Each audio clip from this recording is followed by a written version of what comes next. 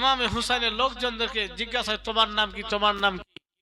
সাকিনা কাছে এসেছে, সাকিনা নিজের চেহারাকে মুখ হাত দিয়ে ঢেকে নিচ্ছে। বন্ধুগণের আমার,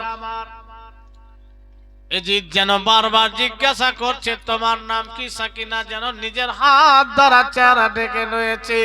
ভাইজান বন্ধুগণের আমার আবারও জিজ্ঞাসা করতেছে তোমার নাম কি। হযরতে সাকিনা কোনো উত্তর দেয় না। ও বিরাদার, হযরত ইমামে হুসাইন রাদিয়াল্লাহু তাআলা আনহুর সন্তান হযরত ইমামে জাইনুল আবেদিন বলে, মালুন ও ধোঁকাবাজ, হযরত সাকিনার গলার রশিটা এত চিপা এত কষা রয়েছে, সাকিনার আওয়াজ বের হয় না, বের হয় না। তাই রাস্তার রশিখানা ঢিল করলে আওয়াজ কথা বলতে পারবে। বন্ধুগণের আমার, হযরতে সাকিনা রাদিয়াল্লাহু তাআলা আনহার যেন গলার রশি ঢিল করার জন্য এজিদের লোকজন একজন আসতেছে। হযরতে সাকিনা জাইনাবকে জড়িয়ে ধরে নিয়েছেন। ও পিসি জান, সে যেন আমার গলার রশিতে হাত না লাগায়। তখন বলতেছেন কি হয়েছে? আলী আকবর বললেন, এজিদ নবীর বংশের ফুল, হযরতে জান্নাতি খাতুনের ফুল রয়েছে, তার গলায় যেন অন্য কোন মানুষ হাত না লাগায়। তাহলে হযরতে ইমামে হুসাইনের সন্তানের কথা শুনে এজিদ বলল, তাহলে তুমি খুলে দাও, ঢিল করে দাও।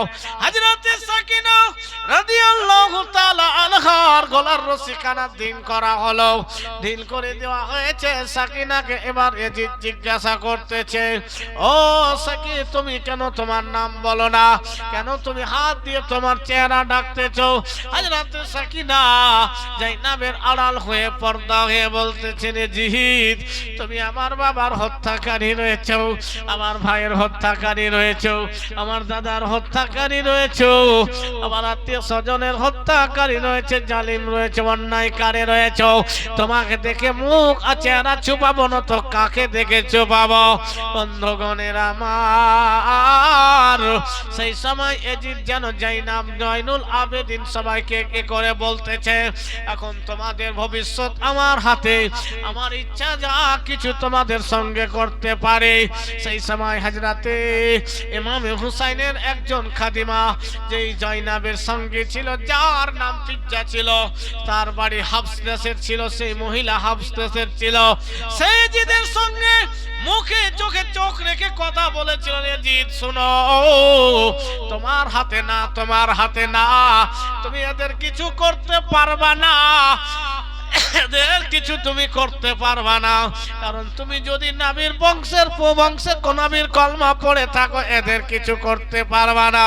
তুমি তোমার বাদশাহিতের জন্য, খলিফা হওয়ার জন্য, খলিফার লালচে তুমি এই মতো কাজ অন্যায় করে যাচ্ছ, আর তোমার অন্যায় সওয়া যাবে না, সহ্য করা হবে না। তখন এজিদ আদেশ করলো ফিজ্জাকে হত্যা করে দেওয়া হোক। এজিদের দরবারে অনেকগুলো হাবসের গোলাম ছিল, খাদিম ছিল, নৌকার ছিল, তারা তার বাড়ি উঠিয়ে নিল। এজিদ, ফিজ্জা হচ্ছে আমাদের হাবস দেশের মহিলা, আমাদের গোত্রের মহিলা, তাকে যদি হত্যা করা হয়, এখন আপনার দিকে আমরা রয়েছি, কিন্তু ফিজ্জার যদি গলায় তার বাড়ি দেওয়া হয়, আমরা তার বাড়ি আপনার বিরুদ্ধে ব্যবহার করে নেব। কথা বুঝতে মনে হয় পারেনি। হাবস দেশের মানুষ, সেই ফিজ্জা, তার পক্ষ থেকে হাবস দেশের গোলামেরা তার বাড়ি উঠিয়ে নিল। না, ফিজ্জার গলায় তরবারি দেওয়া যাবে না, হত্যা করা হবে না, যদি হয়ে যায় আমরাও তার বাড়ি নিচে রাখবো না, আমরা শেষ করে দেব। এজিদ ভাবলো, বাপরে, এরা আমার বিরুদ্ধে গিয়েছে, বলে ঠিক আছে। হযরতে জাইনাব তখন ডাক দিয়ে বলছেন, মদিনার মানুষেরা, মুলকে শামের মানুষেরা, দেখো, হাবসের মানুষরাকে দেখো, তাদের কওমের মেয়েরাকে তারা একজন মেয়েরকে বাঁচিয়ে নিচ্ছে, জোরে বলেন সুবহানাল্লাহ। আর তোমরা কি করছো? বন্ধুগণ, হযরতে ইমামে হুসাইনের আরেকজন মেয়ে সেই কাফেলাতে ছিল, যার নাম হচ্ছে ফাতেমা, জোরে বলেন সুবহানাল্লাহ, যার নাম হচ্ছে ফাতেমা। তো মুলকে শামের একটি লোক এসে এজিদকে বলছে, ও ওগো ইয়াজিদ, এই মহিলাটাকে আমাকে দিয়ে দাও, আমি তাকে ব্যবহার করব। নাউজুবিল্লাহি মিন জালিক। সেই সময় কায়দিগণকে নিয়ে কেউ ছেলেদেরকে ব্যবহার নিয়ে যেতে গোলাম করে নিত, কাজ করাতো, মেয়েরাকে স্ত্রীর মতো ব্যবহার হতো। সে কিন্তু জানে না যে এগুলো নবীর বংশের ফুল। তখন যখন ফাতেমাকে দেখে বলেছে, এটা এই মেয়েটাকে আমাকে দাও, আমি এর দায়িত্ব নিয়ে নিচ্ছি, আমার কাছে থাকবেই। হযরতে ফাতেমা, ছোট্ট মেয়ে, ইমাম হুসাইনের ছোট্ট মেয়ে ফাতেমা দৌড়িয়ে গিয়ে পিসি যান জাইনবের কাছে জড়িয়ে ধরে বলছেন, পিসি গো, আমাদের সামনে আমাদের আব্বা শহীদ হলো, ভাই শহীদ হলো, সব এত কষ্ট আমরা সহ্য করলাম, এত রাস্তা আমরা চলে আসলাম, আমাদেরকে স্ত্রীর মতো ব্যবহার হবে, আমাদের সঙ্গে এই কাজটাও হবে। যে পিসিকে জড়িয়ে ধরে কাঁদতে শুরু করেছেন। হযরতে জাইনাব বলছেন, ইয়াজিদ খবরদার, ইয়াজিদ খবরদার, এই কাজ তুমি করতে পারবে না। তখন সেই লোকটি, যে লোকটি চেয়েছিল, তখন জানতে পারলো এরা তো নবীর বংশের ফুল। তখন সেই লোকটি বলেছিল, ইয়াজিদ ছি, তুমি এত বড় অন্যায় করছো, নবীর বংশের সঙ্গে এত বড় অন্যায় তুমি করছো, ইয়াজিদ তোমাকে ঘৃণা লাগে না? জোরে বলেন সুবহানাল্লাহ। সে জানেনি বলে চেয়েছিল, যখন জানতে পারলো এরা নবীর বংশের ফুল, ইয়াজিদের আদেশে সেই লোকটিকে শহীদ করে দেওয়া হলো। জোরে বলেন ইন্না লিল্লাহি ওয়া ইন্না ইলাইহি রাজিউন। এবার ইয়াজিদ এ জাইনুল আবেদিনকে ডাকলে লম্বা ঘটনা আছে, ইতিহাস জীবনে যদি হতো তাহলে একের পর এক সম্পূর্ণ বর্ণনা করা হয়তো, অনেকখানি খুলে বর্ণনা করতে পারতাম। ইয়াজিদ জাইনুল আবেদিনকে ডেকে বলছেন, তোমরা মদিনায় তোমাদের যাওয়ার ব্যবস্থা আমি করছি, তোমরা মদিনায় চলে যাও। কেন? শয়তান বুঝে গেল যে মানুষ আস্তে আস্তে করে একের পর এক জেনে গিয়েছে যে এরা কোন ইসলামের বিরুদ্ধে বা দুশমন নাই, এরা হচ্ছে নবীর বংশের ফুল। বন্ধুগণের আমার, হযরতে ইমামে হুসাইন রাদিয়াল্লাহু তাআলা আনহুর সুযোগ্য সন্তান জাইনুল আবেদিন বলছেন, ইয়াজিদ তুমি মদিনার কথা বলতেছো, আমার কয়েকটি কথা তোমাকে মানতে হবে। বলে কি কথা মানতে হবে? বলে সামনে জুমায় আমাকে বক্তব্য দেওয়ার সুযোগ দিতে হবে। বলে ঠিক আছে, তুমি বক্তব্য দিবে। বলে আরেকটি কথা মানতে হবে। বলো কি? আমার আব্বার হত্যাকারী সেকে উল্লেখ করতে হবে, চিহ্নিত করতে হবে কে আমার আব্বার আসল হত্যাকারী, এর হত্যার পিছনে, শহীদের পিছনে কে বড় ঘাতকার রয়েছে, এটা চিহ্নিত করতে হবে। বলে আর কি? বলে মদিনায় আমরা যাব, আমাদের মহিলাদের পর্দার কাপড়গুলো যেটা জান্নাতি খাতুন ফাতেমা জোহরা থেকে গিফট উপহার হিসাবে ছিল, তোমার লোকজনরা ছিনিয়ে নিয়েছে, সেই কাপড় ফেরত করতে হবে। ইয়াজিদ বলল, জাইনুল আবেদিন শোনো শোনো, তোমার আব্বার হত্যাকারী আসল কে রয়েছে এটা স্পষ্ট করা আমার দ্বারা সম্ভব হবে না, করা যাবে না। এবং তুমি পর্দার যে কাপড়খানা চাইছো সেটাও সম্ভব হবে না। তুমি যদি চাও তোমার মদিনা যাওয়ার জন্য যতগুলো খরচ হবে আমি বহন করব। আজ রাতে জাইনুল আবেদিন থুতু ফেলেছিলেন এবং বলতেছেন, ইয়াজিদ তোমার দিরহাম দিনারে আমি থুতু করতেছি। আমরা শতকগুলো রাস্তা আমরা পথে হেঁটে হেঁটে আসামির মতো চলে এসেছি, তুমি অন্যায় করেছো, আমাদের জন্য ভালো কোনো কিছু ব্যবস্থা করনি। আমার মা বোনদের সঙ্গে খারাপ কথাবার্তা তোমার লোকেরা বলেছে। আমি তোমার দিনার দিনাম কিছু নেব না, কিছুই লাগবে না, জুমার দিনে বক্তব্য দেওয়ার সুযোগ করে দিতে হবে। এই যে সেই শর্ত মেনেছিল হযরত ইমাম হুসাইনের শেরে খোদার শের জাইনুল আবেদিন মেম্বারে দাঁড়িয়ে বক্তব্য শুরু করেছেন, জামে মসজিদে বক্তব্য শুরু করেছেন, আল্লাহর প্রশংসা করে নবীর উপরে দরুদ পড়ে যেন বক্তব্য শুরু করেছেন। ও মেরাদার, এমন ভাবে বক্তব্য রাখছেন যেন তরবারির নখ থেকে যেন কথা তেজ হয়ে এজিদের সিনাতে লাগছে, যেন তরবারির কফর মতো লাগতেছে। বন্ধুগণ,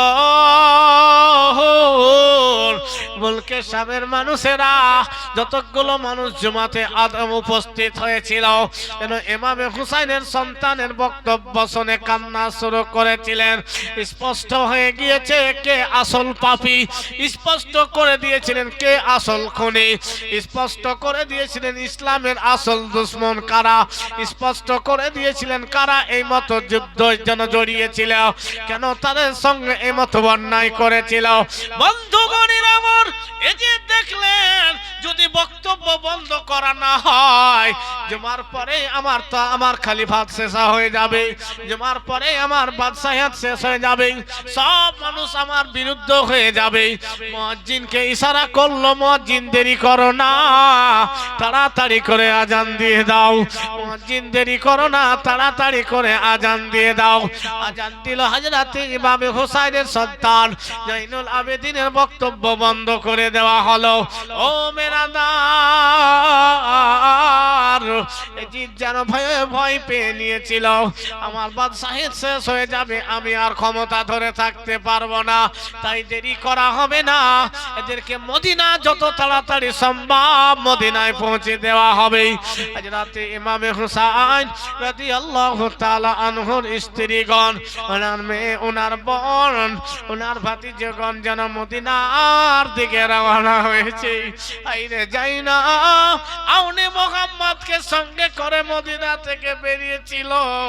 জাইনাবের জন্য জাইনাবের মেয়েরা অপেক্ষিত হয়ে রয়েছে। সারা রাত আম্মা আম্মা বলে কাঁদতে থাকছেন। আব্বা গো, তুমি তোমার দুই ছেলেকে সঙ্গে করে চলে গিয়েছো, আমাদেরকে বাড়িতে রেখে চলে গিয়েছো। মা জাইনাবের স্বামী জাফর যেন মেয়েদেরকে সান্ত্বনা দিচ্ছে, মায়েরা তোমরা যদি কান্না করো রে মা, আমি জাফর তোমাদের আব্বা কষ্ট পাবো, তোমরা তাই কান্না করো না, কান্না করো না, তোমরা আমাকে কষ্ট দিও না, মেয়েরা আব্বাকে কষ্ট দিও না বলে জোরে আর কান্না করে না। ও বন্ধুগণ, যখন মদিনার কাছাকাছি এসেছে, মদিনার কাছাকাছি পৌঁছেছে, মদিনার লোক যখন খবর পেয়েছে, মদিনার লোকের যত কখন খবর পেয়েছে কান্না শুরু করেছেন। এমন কান্না হয়েছিল নবীর ইন্তিকালের পরে ইতিহাসের পাতায় সেই কান্না এসব থেকে বেশি ছিল। বন্ধুগণের আমার, সবাই বাড়িতে গিয়েছে। হযরত জাইনাব নানা জানের রওজার কাছে গিয়ে উপস্থিত হয়েছেন। নবী জানের রওজার কাছে উপস্থিত হয়ে কোরআন পড়তে শুরু করেছেন। সূরা ফাতিহা শেষ করেছেন, সূরা বাকারা শেষ করতে করে এক পারা শেষ করে যখন ক্বালু ইন্না লিল্লাহি ওয়া ইন্না ইলাইহি রাজিউন পর্যন্ত পড়েছেন, নবী পাকের রওজা যেন হিলতে শুরু করেছেন। ফিজ্জা সঙ্গে ছিল, বলে জাইনাব তুমি কোরআন তেলাওয়াত বন্ধ করে দাও, ও জাইনাব কোরআন তেলাওয়াত বন্ধ করে দাও। হযরত জাইনাব নানা জানকে সালাম করলেন, বলেন নানা গো, কারবালার ময়দানে 2-4 মাসে তাদের সঙ্গে যা ঘটনা হয়েছিল সব মক্সা নানার সামনে বর্ণনা করে দিয়ে হযরত জাইনাব দুঃখ ভরা মন নিয়ে আউনে মুহাম্মদকে শহীদ করে আস্তে আস্তে করে সন্ধ্যার কাছাকাছি সময় অন্ধকার কিছুক্ষণ পরে নেমে আসবে। হযরত জাইনাব পর্দা করা অবস্থায় যেন বাড়ির বাইরে কাছে রয়েছে, এমনই সময় তার মেয়েরা ঘরের ভিতরে কোরআন পড়তেছে। তাদের কোরআনের আওয়াজে হযরত জাইনাব সুবহানাল্লাহ বলে দিয়েছে। ছেলেকে হারিয়ে এসেছে, ভাইকে হারিয়ে এসেছে, কয়েক মাস পরে বাড়ির বাইরে থেকে মেয়েদের কোরআন তেলাওয়াতের আওয়াজ পেয়েছে। হযরত জাইনাব সুবহানাল্লাহ বলেছেন। তার মেয়েরা ভেবেছে হয়তো বাইরে কোনো ফকির বা সাওয়ালিনী এসেছে, তারা পর্দা থেকে হাত বাড়িয়ে ভিক্ষা দিয়ে চলে গেছে। জোরে বলেন। জাইনাব পর্দা করে বসে আছেন, ভিক্ষা নিয়ে নিয়েছে। তখন বলছেন মায়েরা তোমরা কোরআন পড়ো, তোমাদের কোরআন আমার মন ভরে যাচ্ছে। জোরে বলেন সুবহানাল্লাহ। তখন তারা ঘর থেকে বলছে, আমাদের কোরআন তোমাকে মন ভরে যাচ্ছে, আমার মা জাইনাব যদি কোরআন শোনো, আমার মা জাইনাবের যদি কোরআন তোমরা শোনো, তাহলে খাওয়া দাওয়াই ছেড়ে দিবা। সুবহানাল্লাহ। বলছে আতিকুল 1000 টাকা, ডাক্তার তাজরুল 500 টাকা। তো ডাক্তার কেন লিখেছেন কই? আসারুল 1 ব্যাগ সিমেন্ট, আসরাউল 1000 টাকা, বাবু কুচগুরিয়া 1000, রেফাতুল 1000। সুবহানাল্লাহ। নারে তাকবীর, আল্লাহু আকবার, নারে তাকবীর, নারে রিসালাত, দানকারী গণ। সুবহানাল্লাহ। আল্লাহ যেন প্রত্যেকের দানকে যেন কবুল করেন। এবার তার মেয়েরা বলছে, আমার মা জাইনাবের যদি তুমি কোরআন শোনো তো তোমার মন ভরবে, তুমি খাওয়া দাওয়াই ছেড়ে দিবে। কারণ জাইনাবের কোরআন তেলাওয়াত এত সুন্দর হতো যে মানুষ বসে বসে শুনতেন। জোরে বলেন সুবহানাল্লাহ। বন্ধুগণের আমার, সন্ধ্যা নেমে এসেছে, সন্ধ্যা হয়ে গিয়েছে। জাইনাবের স্বামী যেন বাড়িতে ফিরে এসেছে। দেখতেছেন বাড়ির বাইরে একজন লিলি বসে রয়েছেন, পকেট থেকে দিরহাম বের করে ভিক্ষা দিয়ে যেন ভিতরে চলে গিয়েছেন।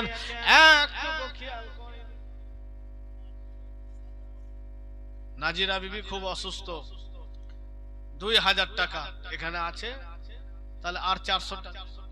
আচ্ছা, আল্লাহ যেন ওনার অসুখকে দূর করে দেবেন। আল্লাহুম্মা আমিন। দোয়া করছি বাবজি। নাজিরা বিবি মুহতারামা, আল্লাহ যেন উনাকে সুস্থতা দেন। আল্লাহ তুমি সব কিছু করতে পারো মাবুদ, তুমি সুস্থ করে দিলে কেউ তোমাকে বাধা দিতে পারবে না মাবুদ। তাই বড় আশা নিয়ে, আকাঙ্ক্ষা নিয়ে, তোমাকে এই বিশ্বাস নিয়ে তোমার কাছে চাইছি মাবুদ, তাকে তুমি পূর্ণভাবে সুস্থতা দান করে দেন। আল্লাহুম্মা আমিন। তো জাইনাবের স্বামী ভিক্ষা দিয়ে চলে গিয়েছেন ভিতরে। অন্ধকার হয়ে গিয়েছে। জাইনাব বাড়ির বাইরে বসে বসে কাঁদছে, দুর্বল হয়ে গেছে শরীর। ছেলেকে শহীদ করিয়েছি, স্বামীকে কি উত্তর দেব, কি বলবো, আমার ভাইরা শহীদ হয়ে গিয়েছে। বন্ধুগণ, জাইনাব বাইরে বসে রয়েছে, অন্ধকার। কিছুক্ষণ পর তার স্বামী বাইরে এসেছে, দেখছেন যে এখনো বসে রয়েছে। তখন বলছে, ও সাওয়ালিনী, তোমার যদি কোথাও জায়গা না হয় তাহলে তুমি আমার বাড়িতে ভিতরে যাও।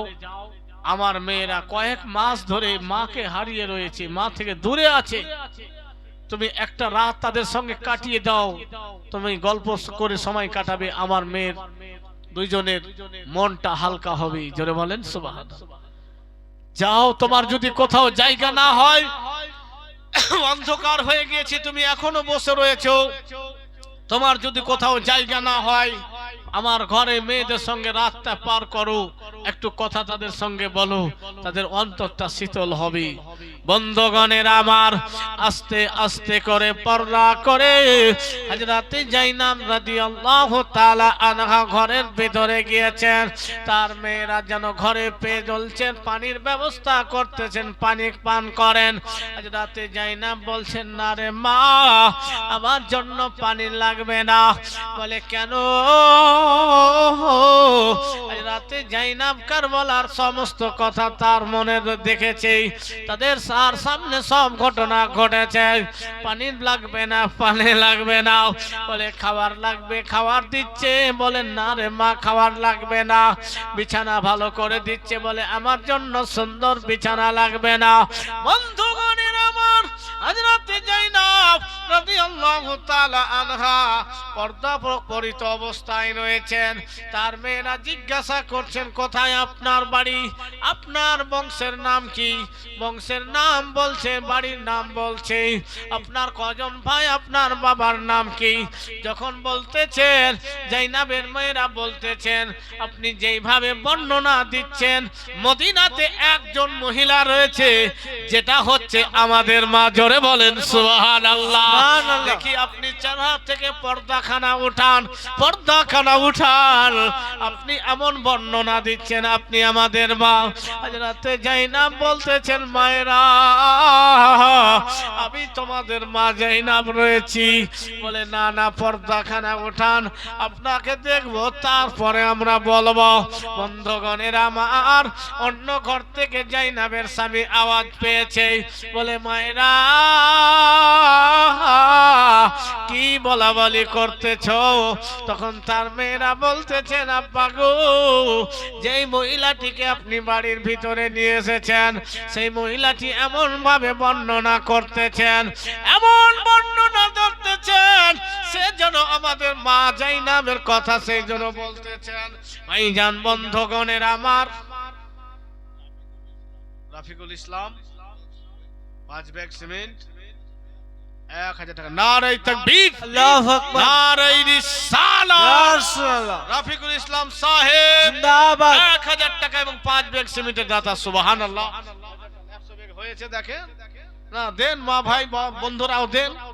কারণ যে সব কিছু আপনারাই করেছেন, আর শেষ পর্যন্ত না হবে তো একদিন একটা খেটে দিয়ে দেন, এক লেবার খাটে দেওয়া যাবে না? যখন কাজ যখন শুরু হবে তো খেটে দেওয়া যাবে না? 2 দিন 3 দিন আমার কাছে আমি খেটে দেবো, একই ব্যাপার। তো একজন কোন বন্ধু হাত ওঠান বাপ, যে মৌলানা সাহেব 2 দিন আমি কাজ করে দেবো, যখন কাজ চালু হবে দেন। আপনি বয়স্ক আছেন তো আছেন, আপনি যেটুকু পারবেন সেইটুকু করবেন। যখন কাজ শুরু হবে, 1 বছর পর হোক, 6 মাস পর হোক, যখনই হোক, আপনি বেঁচে থাকলে করে দিবেন। বলেন 2 দিন আমি করে দেব কোন ভাই বন্ধু, এটা কি করা যাবে না? করা যাবে, ইনশাআল্লাহ করা যাবে। হাত উঠান যে 2 দিন মৌলানা সাহেব আমি 2 দিন করে দেব। বাপ, নামাজি বাপ, হাজি বাপ, আপনি আছেন, এটা বলেন আপনি লেবার, আল্লাহর ঘরের জন্য লেবার কি সবকিছু হয়ে যাবে। কোন ভাই হবে না 2 দিন যে আমি মৌলানা সাহেব করে দেব? যখ তো লেবারের দাম দিয়ে দিবে, হ্যাঁ 2টা লেবার করে দিবে, তখন দিয়ে দিবেন। হয় নিজে করে দিবেন, টাকা দিয়ে দিবেন। বলেন একদিন বলেন কেউ একজন, যখন আমি আপনাদের মেহমান হিসাবে বলেছি, হাত ওঠান একজন কোন ভাই। সুন্নাত 1500। নারে তাকবীর, নারে রিসালাত, ইয়া রাসূলুল্লাহ। সুবহানাল্লাহ। দেখেন হযরতে জাইনাবকে নিয়ে বলা বলি করছে।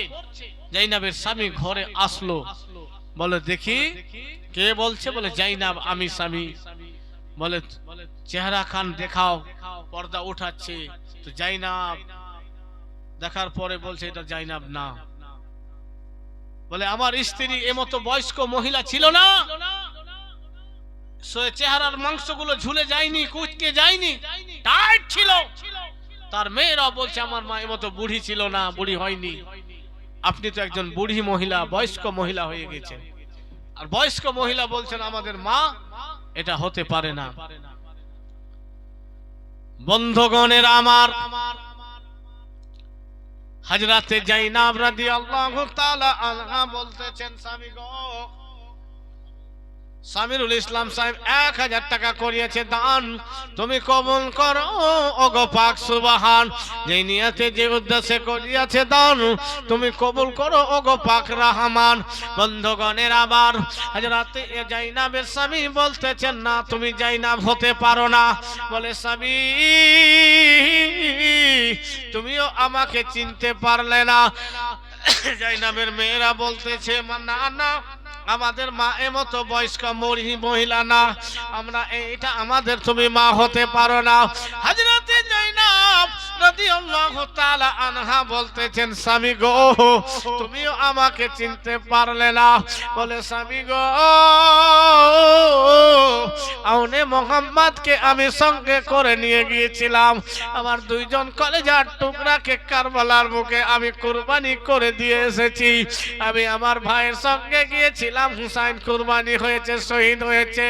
আলী হযরতে জাফর, হযরতে আব্বাস শহীদ হয়েছে, তার ভাইকে কুরবানি করে করে এসেছি। আমার সামনে আমার ছোট্ট ভাতিজা আলী আসগার শহীদ হয়েছে, আলী আকবর শহীদ হয়েছে, আবুল কাসিম শহীদ হয়েছে। পানি বন্ধ ছিল, খাওয়ার বন্ধ ছিল সবই।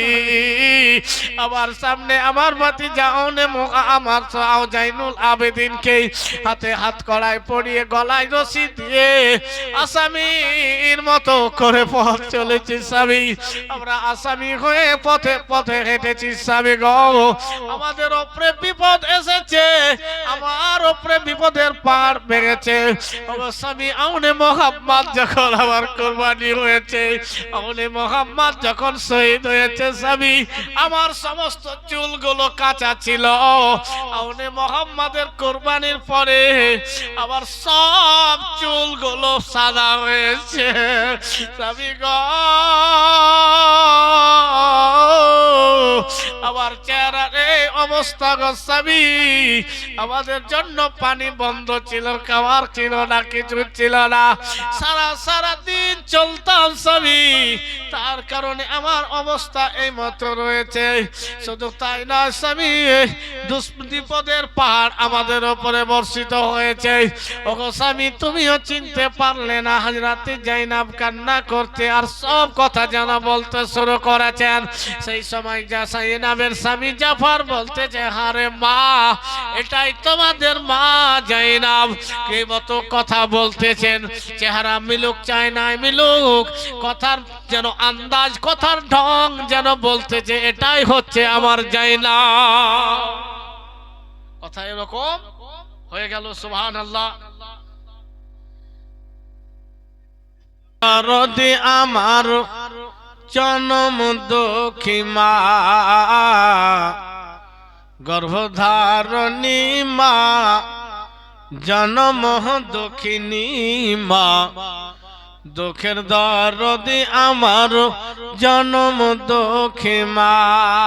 মায়ের কান্দন যাবৎ জীব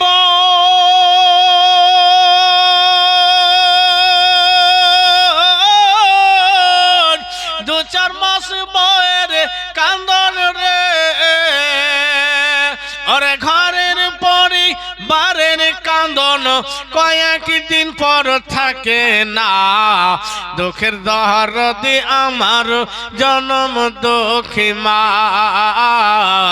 গর্ভধারণী মা, জনম দুঃখিনী মা, দুঃখের দরদি আমার জনম দুঃখী মা। 10 মাস 10 দিন ধরে গর্ভে দিল ঠাই, রক্ত মাংস খাইয়া মায়ের ভবে আইলাম ভাই। ঠিক কিনা? সবাই আমরা মায়ের গর্ভে থেকে এসেছি। 10 মাস 10 দিন ধরে গর্ভে দিল ঠাই, রক্ত মাংস খাইয়া মায়ের ভবে আইলাম ভাই। ভূমিষ্ঠ হইয়া আমি উঠিলাম কান্দিয়া, শান্ত করিল মায়ে বুকের দুধ দিয়া। জোরে বলেন সুবহানাল্লাহ। যারা মাকে ভালোবাসেন হাত উঠিয়ে বলেন সুবহানাল্লাহ। ভালোবাসেন তো 100 টাকা করে দেন তো, 100 টাকা দেন তো। লে আসেন ভাই বন্ধু, লে আসেন। মায়ের ভালোবাসা, মায়ের পদতলে জান্নাত। নবী বলেছেন, হুমা জান্নাতুকা ওয়া হুমা নারুকা, তোমার পিতামাতা তোমার জন্য জান্নাত, তোমার পিতামাতা তোমার জন্য জাহান্নাম। যদি মা বাপকে ভালোবাসেন তাহলে জান্নাত, আর যদি তাদের সঙ্গে সুবহানাল্লাহ সুবহানাল্লাহ। এই দেখেন মায়ের প্রেমিকেরা, সুবহানাল্লাহ। জাযাকাল্লাহু ফি দুনিয়া। 10 মাস 10 দিন ধরে গর্ভে দিল ঠাই। আমার ইউটিউবার ভাই, আমার ইউটিউবার ভাই গোলাম গোস সাহেবও 100 টাকা মায়ের প্রেমে না দিয়ে থাকতে পারে। ওইদিকে মায়ের দিকে পাঠান। 10 মাস 10 দিন ধরে গর্ভে দিল ঠাই, রক্ত মাংস খাইয়া মায়ের ভবে আইলাম ভাইয়া। 10 মাস 10 দিন ধরে, এখানে আছেন, 10 মাস 10 দিন ধরে,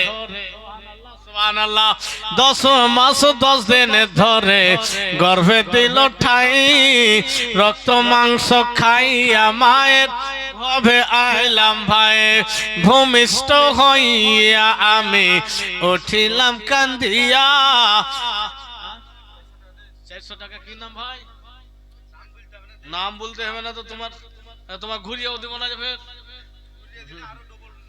সুবহানাল্লাহ যাক মায়ের প্রেমে যে 100 টাকা করে সুবহানাল্লাহ এই যে আমার বাপজি চলে এসেছে আল্লাহ সমস্ত দানকে তুমি কবুল করো 10 মাস 10 দিন ধরে মায়েদের দিকে কেউ গিয়েছে মাস্টার সাহেব হ্যাঁ ওদেরও বাপ আছে ওদেরও মা আছে হ্যাঁ মা বোন দেন 10 মাস 10 দিন ধরে গর্ভে দিল ঠাই রক্ত মাংস খাইয়া মায়ের ভবে আইলাম ভাই ভূমিষ্ঠ হইয়া আমি উঠিলাম কান্দিয়া শান্ত করিল মায়ে বুকের দুধ দিয়া ওই চাবালা ভাই ওই চাবালা খুব ইনকাম হচ্ছে 100 টাকা দাও 50 টাকা দাও তুমি লেসো না তো ফির 100 টাকাই চাবো হ্যাঁ লেসো হ্যাঁ সুবহানাল্লাহ উনিও দিয়ে দিয়েছেন 50 টাকা 10 মাস 10 দিন ধরে গর্ভে দিল ঠাই রক্ত মাংস খাইয়া মায়ের ভবে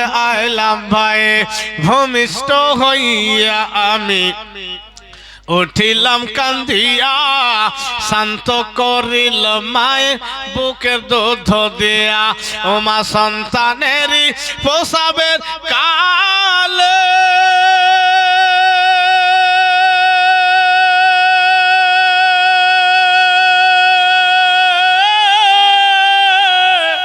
বুক ফেটে যায় নয়ন জলে রে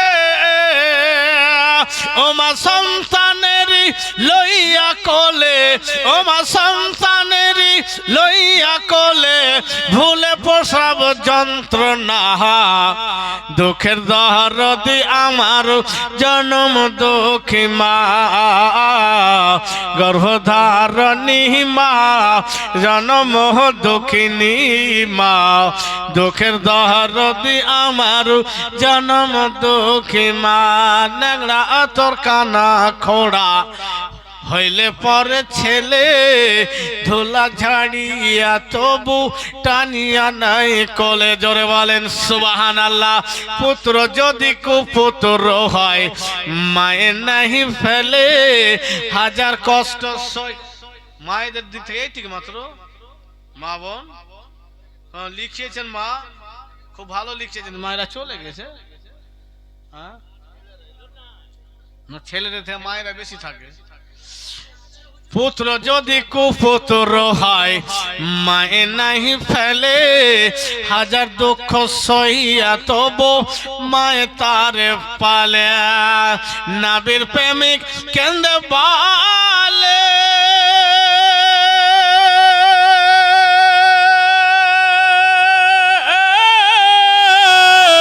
জান্নাত মায়ের পদ তলে রে তোরা দেখ নবীজির হাদিস খুলে করে নবী ঘোষণা দুঃখের দরদি আমার জন্ম দুঃখী মা গর্ভধারণী মা জন্ম দুঃখিনী মা দুঃখের দরদি আমার জন্ম দুঃখী মা জমায়ের কান্দন যাবৎ জীবন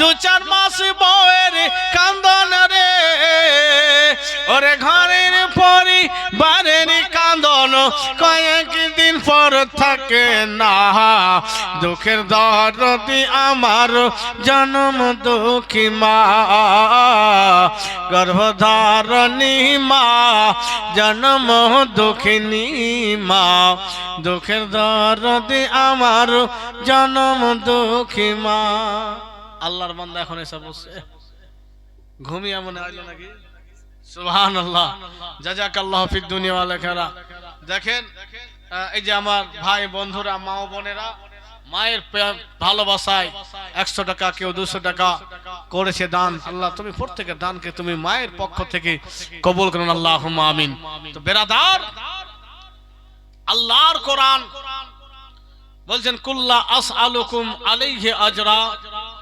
ইল্লাল মাওয়াদ্দাতা ফিল কুরবা আল্লাহ বলছেন আমি তোমাকে হাত পা কান পা ইত্যাদি অনেক রকম নিয়ামত দিয়ে। ইজাজ 500, সোহরাব 500। সুবহানাল্লাহ। 500 করে বাইরের শ্রোতারাও পাঠিয়েছে। হ্যাঁ, ফল বিক্রি করছে। বলো যে আরো চাইছে, যাও নিয়ে এসো গা। আরে উর্দু গাজাল বলছি দেব। জাযাকাল্লাহু ফিদ দুনিয়া ওয়াল আখিরাহ। তো বেরাদার, আল্লাহ তাবারক ওয়া তাআলা বলেছেন তোমাকে হাত, পা, কান ইত্যাদি নিয়ামত দিয়ে সাজিয়েছি। এতগুলো নিয়ামত দিয়েছি, আমি কিছু চাইছি না। চাইছি কি? আমার নবীর নিকটীয় ব্যক্তিদের ভালোবাসা। জোরে বলেন সুবহানাল্লাহ। আল্লাহ ভালোবাসতে বলেছেন, নবী ভালোবেসেছেন। আমরা আল্লাহ এবং আল্লাহর রাসূলকে মানি, আমরাও ভালোবাসবো। শুরুতেই বলেছিলাম যে যারা শুধু কোরআন মানবে তারাও ঠিক না, আর যারা শুধু আহলে বাইতকে মানবে, কোরআনকে ছাড়বে, তারাও ঠিক না। কোরআনকে মানতে হবে আর আহলে বাইতদেরকে ভালোবাসতে হবে। যারা তাদেরকে ভালোবেসে নিয়েছে তারা এবং কোরআনকে জড়িয়ে রেখেছে, তারাই হচ্ছেন জান্নাতি দল। জোরে বলেন সুবহানাল্লাহ। ইনশাআল্লাহ এটাই হলো আহলে সুন্নাত ওয়াল জামাত। কোরআনকে রাখতে হবে এবং আহলে বাইতদেরকে ভালোবাসতে হবে। তো বন্ধুগণ, একবার দুরূদ পড়েন। উর্দু গজলে কয়েকটি ছন্দ পড়ছি, যদি ভালো লাগে তো সুবহানাল্লাহ, মাশাআল্লাহ বলেন। আল্লাহুম্মা ইয়াদ মুস্তাফা ऐसी बस गई है सीने में, याद मुस्तफा ऐसी बस गई है सीने में। हाँ, याद मुस्तफा ऐसी बस गई है सीने में, जिस्म हो कहीं आपो ना, जिस्म हो कहीं आपो ना, दिल तो है मदीने में। याद मुस्तफा ऐसी बस गई है सीने में। हाँ, मेरे कमली वाले का घर तो है मदीने में। हाँ, मगर वो रहते हैं, हाँ मगर वो रहते हैं इन आशिकों के सीने में। याद मुस्तफा ऐसी बस गई है सीने में, जिस्म हो कहीं अपना, दिल तो है मदीने में। खौफ ना कर तला तुमका, गम न कर मुझे तूफान का। खौफ न कर तला तुमका, गम न कर मुझे तूफान का। क्यों नाम मुस्तफा लिखे कर, क्यों नाम मुस्तफा लिखे कर, डाल दे सफीने में। याद मुस्तफा ऐसी बस गई है सीने में, जिस्म हो कहीं अपना, जिस्म हो कहीं अपना, दिल तो है मदीने में। अल्लाहुम्मा सल्ली अला। তো বলেছিলাম যে সমস্ত নামাজ মুসাফির অবস্থায় ছুটবে, সেই সমস্ত নামাজ জোহরের যদি হয় তাহলে 4 রাকাতের জায়গায় 2 রাকাতই আদায় করতে হবে। আসরের যদি ছেড়ে থাকেন তো মুসাফির অবস্থাতে আসরের 4 রাকাত নামাজ ফরজ 2 রাকাত পড়তে হয়, তো আপনার কাজা হয়েছে 2 রাকাতই কাজা পড়তে হবে। মাগরিবের ঠিক থাকবে, এশারের 2 রাকাতই পড়তে হবে। এটা ভাবিয়েন না যে আমি 2 রাকাত কেন পড়ব, আমাকে সময় আছে তো আমি 4 রাকাতই পড়ে নিব, তো আপনি গুনাহগার হবেন। আল্লাহর রাসূল যেভাবে বিধান দিয়ে গিয়েছে সেই বিধান হিসাবে আমাদের কাজ করতে হবে। তাই নামাজ আমাদেরকে কাজা করতে হবে না। নামাজ বেনামাজি হয়ে কবরে যাবেন এটা একবারও ভাবিয়েন না। যত রকম পন্থা আল্লাহ পৃথিবীর বুকে এবং আল্লাহর রাসূল বলেছেন যে আল্লাহকে রাজি করা যাবে, অনেক রকমের পদ্ধতি আছে, ইবাদত আছে, আমল আছে। সকল ইবাদত, সকল আমল, সকল তাসবিহ সেরা মাধ্যম হলো নামাজ। জোরে বলেন সুবহানাল্লাহ। আর 1 নাম্বার পদ্ধতি হচ্ছে নামাজ। কথা বুঝতে পেরেছেন? তাই যাই কিছু আপনি করেন না কেন, আপনি যদি এটা বলেন, ভাবেন যে আমি নামাজ পড়বো না, আমার জীবনের যা কামাই আছে 100 বিঘা জমি, 1.5 কোটি টাকা, যতগুলো গাড়ি বাড়ি সব আমি দান করে চলে যাব, তবু নামাজ মাফ হবে না। পৃথিবীর সমস্ত মানুষকে যদি আপনার চাহরমে খাওয়ান, চালির সাথে খাওয়ান, তবু আপনার নামাজের সেই ভরপাইটা করতে পারবে না, নামাজের পরিবর্তে হতে পারে না। তাই আপনাকে নিজের নামাজ নিজেই পড়তে হবে, আদায় করতে হবে, নিজের রোজা নিজেই করতে হবে, আদায় করতে হবে। হজ যদি ফরজ হয়ে থাকে হজ করতে হবে। আজকে বর্তমান সময়ে মানুষ হজের পরিবর্তে উমরা ধরেছে, 60,000, 70,000, 1 লাখ, 1.5 লাখ টাকা খরচ করে উমরা করে চলে আসছে, আর ভাবছে হয়তো আমি হজ করে নিয়েছি। হ্যাঁ, ওর উপরে হজ ফরজ আছে আর বলছে উমরা করে আসবো। এরকম শুরু হয়েছে। হজ ফরজ আছে, হজ একবার করলেন, যদি আপনার ইচ্ছা হয়তো আপনার ব্যাপার করতে পারেন পরে, কিন্তু বাধ্যতামূলক যার উপরে হজ আছে একবার করতে হবে। দিন ও রাত্রে 5 ওয়াক্তের নামাজ আছে, আপনাকে বাধ্যতামূলক 5 ওয়াক্তের নামাজ পড়তে হবে। আপনি যদি ভাবেন আমি তাহাজ্জুদ পড়বো আর নামাজ পড়বো, সেটা আপনার ব্যক্তিগত ব্যাপার, আপনার নফল, এটা আপনার ব্যক্তিগত হবে। বছরে 1 মাস রোজা রাখতে হবে, 1 মাসের কম আপনার রোজা রাখা চলবে না। এবার যদি আপনি ভাবেন যে আমি আরো বেশি করবো, সেটা আপনার ব্যাপার, শরীয়ত আপনাকে আর জবরদস্তি করবে না, কিন্তু 1 মাস অবশ্যই করতে হবে। বেরাদার, তুমি হজ তোমার উপরে ফরজ আছে, হজ না করে তুমি উমরা করে এসে বলছো আমি ঠিক করে নিয়েছি, হবে না। 1 হজের পরিবর্তে যদি 50 উমরা করে নেয় তবু হজ আদায় হবে না। হজ ফরজ আছে, হজ করতে হবে। এবার হজ কার উপরে ফরজ জানতে তো হবে।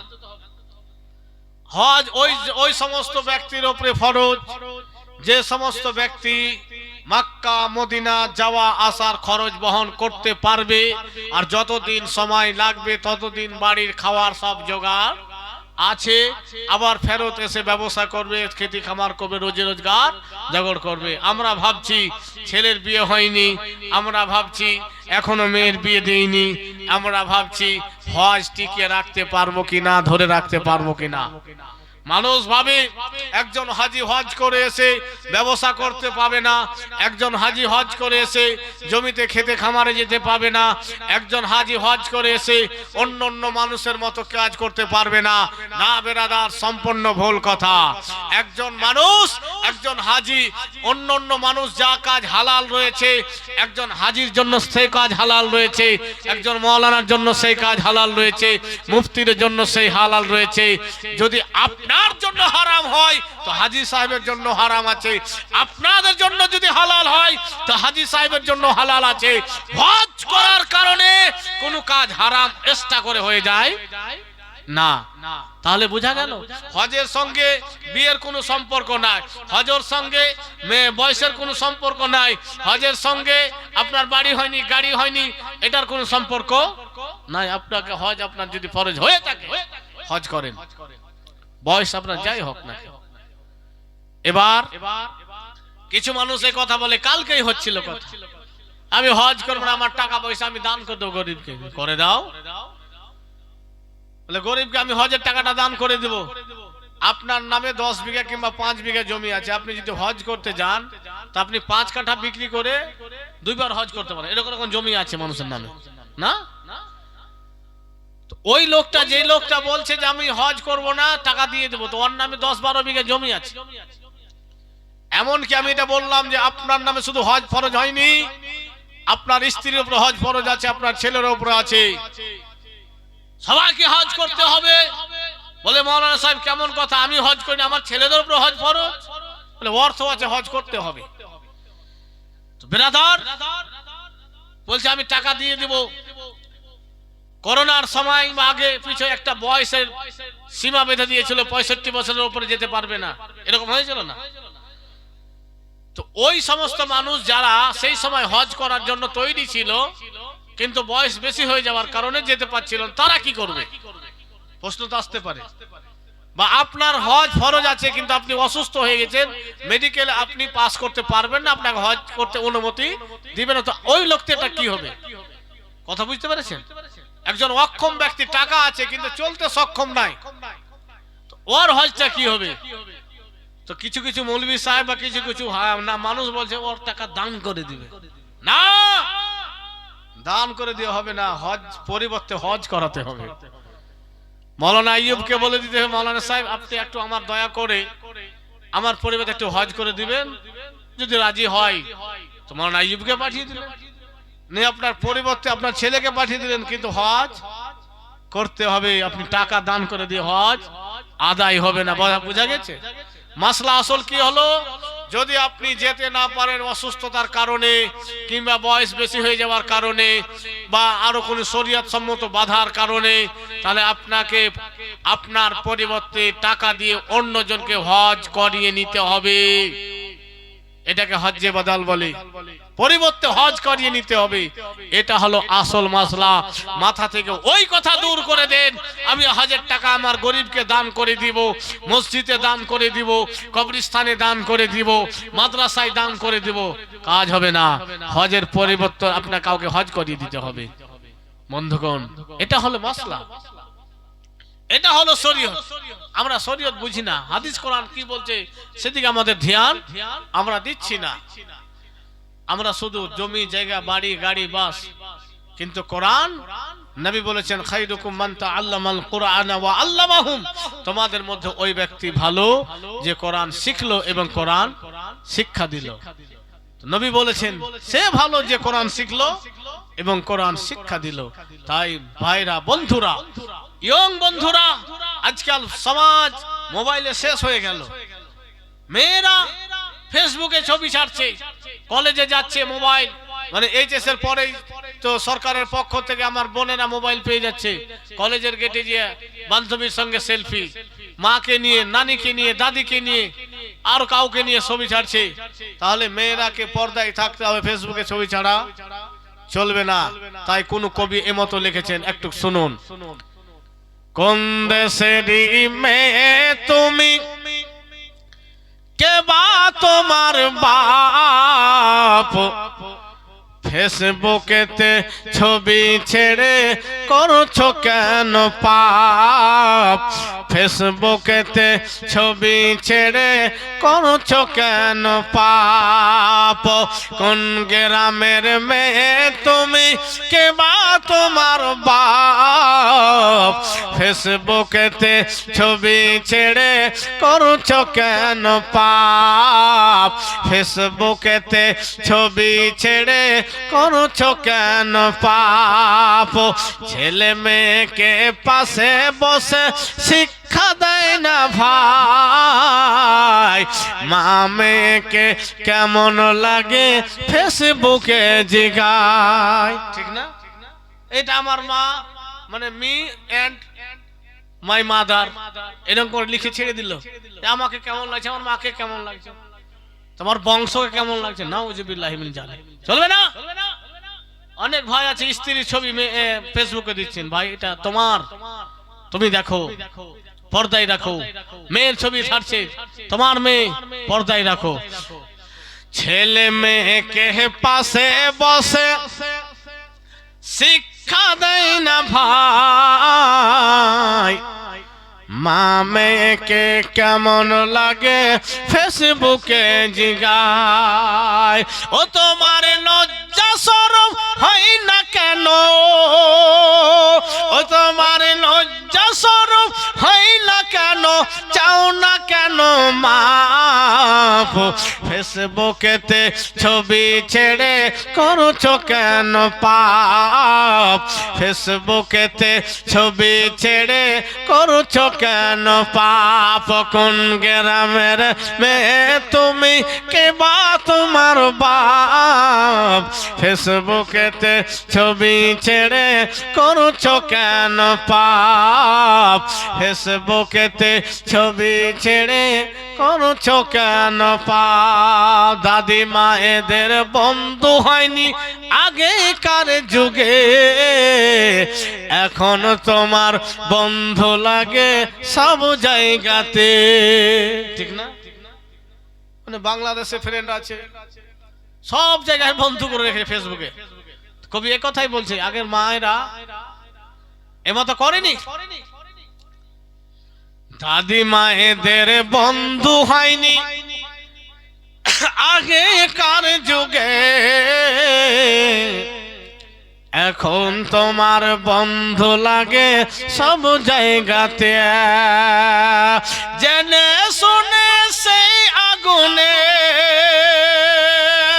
ও যুবক জেনে শুনে সেই আগুনে দিও না তুমি ঝাঁপ ফেসবুকেতে ছবি ছেড়ে করছো কেন পাপ ফেসবুকেতে ছবি ছেড়ে করছো কেন পাপ কোন গ্রামের মেয়ে তুমি কে বা তোমার বাপ ফেসবুকেতে ছবি ছেড়ে করছো কেন পাপ মা বল খালি তোমাদেরকে বলছি এটা না রাগ করিও না মা এবার ভাইরাকে বলবো হ্যাঁ মৌলবি মুহাদ্দিস হাজি গাজী নামাজি বেনামাজি এমনকি বুড়া থুস না পর্যন্ত হ্যাঁ সুখা বুড়া বলছে ছেলেকে চায়ের দোকানে এখন টিভি যদি দেখবেন খেয়াল করবেন আপনাদের দিকে আছে কিনা আমি আমার দিকে কথা বলছি যারকে মানে আর ড্রাইভিং লাইসেন্স হয় না ওরাই বসে আছে আর সিনেমা দেখছে মানে ইয়ং এর কাছে তো মোবাইল আছে আর বুড়ার কাছে চায়ের দোকান আছে হ্যাঁ আরে ওই মানুষটা কয় সিনেমা দেখছে আর বলে মৌলভী সাহেব যদি বলে যে নামাজ কেনে যাও না এ মৌলভী সাহেব বলিও না মাজাই ব্যথা আর হাঁটুতে ব্যথা থাকতে পারি না ঔষধ খাচ্ছি হ্যাঁ থাকতে পারি না তো বলেন আমি ভালো হব সুস্থ হব তারপরে নামাজ যাব তো বলেন ভালো হওয়ার গ্যারান্টি দিতে পারবো রাত্রে ঘুমাবো এই সকাল হবে বলতে পারবো এখন জালসায় বসে আছি সকাল হবে দিনের আলো দেখতে পাবো এটা হতে আমরা বলতে পারবো না আপনার হাঁটুতে ব্যথা করছে মাজায় ব্যথা করছে আর তুমি টিভিতে দেখে বসে বসে সিনেমা দেখছো সিরিয়াল দেখছো আর বলছে না মৌলভী সাহেব খবর শুনছেন মোটেই লয় খবরটা থামবেন এটা খালি বলছে খবর শুনছেন ছেলেরা বিদেশে আছে বা মা মারা গিয়েছে বাপকে বলছে বাপ তখন ছেলেরাকে বলছে যে আমার সময় টময় পাস হয় না তো একটা মোবাইল গেলা দাও বলে ঠিক আছে ছোট মোবাইল আর স্যামসাং গেলা কিনে দিয়ে বলছে লাও দেখলাম মোবাইল লয় বলে কোন গেলা বড় গেল তুমি কি করবে যে আব্বা তুমি চালাতে পারবে যে বাটা জালসাগুলো শুনবো গাজাল টাজাল শুনবো কিন্তু জালসা শুনে না ও বুড়া মানে কি বুড়া সিনেমা দেখছে আর গান শুনছে মানে আগের গান মানে আপনার ফেভারিট তো এ হচ্ছে কলিকাল মানুষ শেষ হয়ে গেল ছেলে মেয়ে বয়স্ক বয়োজ্যেষ্ঠ সবাই যত সময় আমরা মোবাইলে দিছি সেই সময়টা যদি বই খাতাতে ছাত্র ছাত্রীরা দিত তাহলে রেজাল্ট ফাটাফাটি মাওলানা সাহেবরা হাদিস কোরআনে দিত তো মাওলানারা আল্লাহর ওলি হয়ে যেত নামাজিরা যদি কোরআন পড়তো সে তারা আল্লাহর প্রিয় বান্দা হয়ে যেত তো কবি বলছেন শুনলেন কলিকাল কলিকাল এ কেমন কলিকাল মোবাইল ছাড়া কারো চলে না খদিন কাল ঠিক না এক টাইম যদি খাবার কমে যায় তো ঠিক আছে, কিন্তু নেট প্যাক লাগবে। হ্যাঁ, নেট আবার যদি কোনো কারণে বন্ধ হয় তো মানে দুনিয়া অন্ধকার হয়ে গেছে, ব্যাপার মানে মানে দিন পার হচ্ছে না। কলিকাল কলিকাল এ কেমন কলিকাল, মোবাইল ছাড়া কারো চলে না কদিন কাল। জীবন সাথী নেট আর মোবাইল, জীবন সাথী নেট আর মোবাইল, নামাজ রোজার কেউ রাখে না খেয়াল। কলিকাল জীবন সাথী নেট আর মোবাইল, নামাজ রোজার কেউ রাখে না খেয়াল। কলিকাল কেউ খেলে ফ্রি ফায়ার, কেউ পাবজি, মার মার করে খেলে পাবজি। এই খেলাটাতে এমন যুবক ছোট ছোট বাচ্চারা আসক্ত হয়েছে, মুশকিল। অন্ধকারে বসে আছে বাপের ভাই আর মায়ের ভয়ে, 10 জন একসঙ্গে বসে আছে, কেউ কারোর সঙ্গে কথা বলে কিন্তু একসঙ্গে আছে। এবার অন্ধকারে বসে আছে, যদি রাস্তায় কেউ যায় গভীর রাত্রে, ধরে মৌলভী সাহেব জালসা করে বাড়ি যাচ্ছে 1টার সময়, 12টার সময়, আর ঝক্কি বন্ধ মার মার, তো ভয় খেয়ে রাস্তার মানুষ চমকে পড়ে যাবে সাইকেল নিয়ে। অবস্থায় মশাও লাগে না, মাছিও লাগে না, কিছুই লাগে না। মা খুঁজছে আমার ছেলেটা কখন আসবে, খাবে, আমি ঘুমাবো। এদিকে বাপ খুঁজছে, বাড়ি আসেনি, তো খুঁজে কোথায় পাবো, তো কানটাই আছে মাস্তল হাতে। কেউ খেলে ফ্রি ফায়ার, কেউ পাবজি, মার মার করে খেলে পাবজি। মোবাইল এসে দেশে, মোবাইল এসে দেশে হয়েছে হালু, মোবাইল এসে দেশে হয়েছে হালু।